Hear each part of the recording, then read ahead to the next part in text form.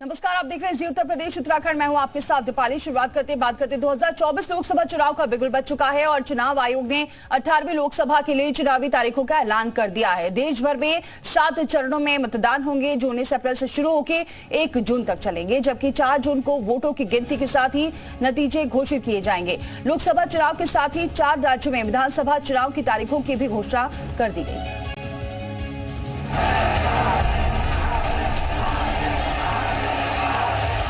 We'll do it in 7 phases. पूरी country में 4 जून को काउंटिंग होगी। दुश्मनी जमकर करो, लेकिन ये गुंजाइश रहे। जब परिणाम आता है तो उस पर कायम भी नहीं रहते, आप ही के पक्ष में रिजल्ट आ जाता है।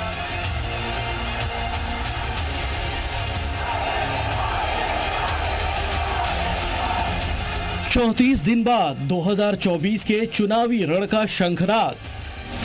अब की बार 46 दिन तक लोकतंत्र का त्योहार।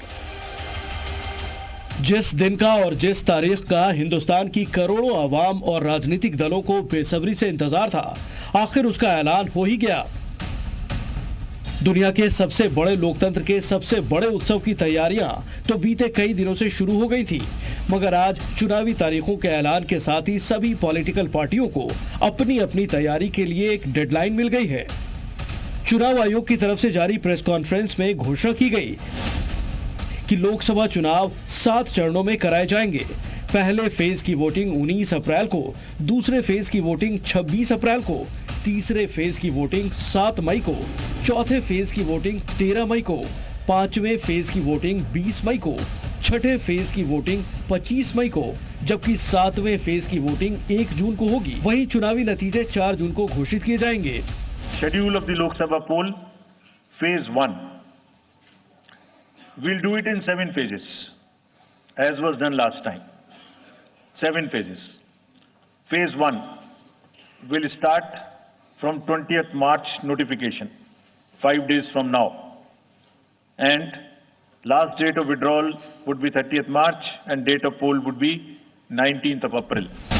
पहले चरण में लोकसभा की 102 सीटों पर वोटिंग होगी, दूसरे चरण में 89 सीटों पर मतदान होगा, तीसरे चरण में 94 सीटों पर वोट डाले जाएंगे, चौथे चरण में 96 सीटों पर मतदान होगा, पांचवें चरण में 49 सीटों पर वोटिंग होगी, छठे फेज में 57 सीटों पर वोटिंग होगी, जबकि 7वें और आखिरी चरण में 57 सीटों पर वोट डाले जाएंगे।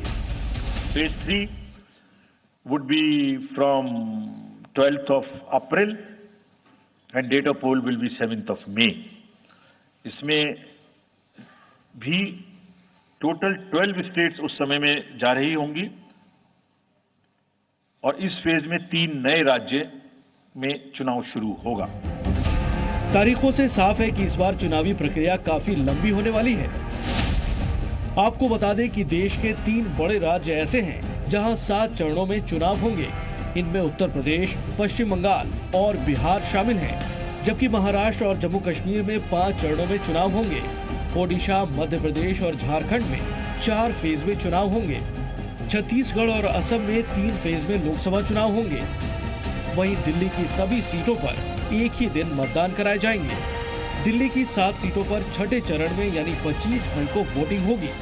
फेज 6 में 57 constituencies will go to the poll starting from the Gazette notification on 29th of April and finishing on 25th of May 2024.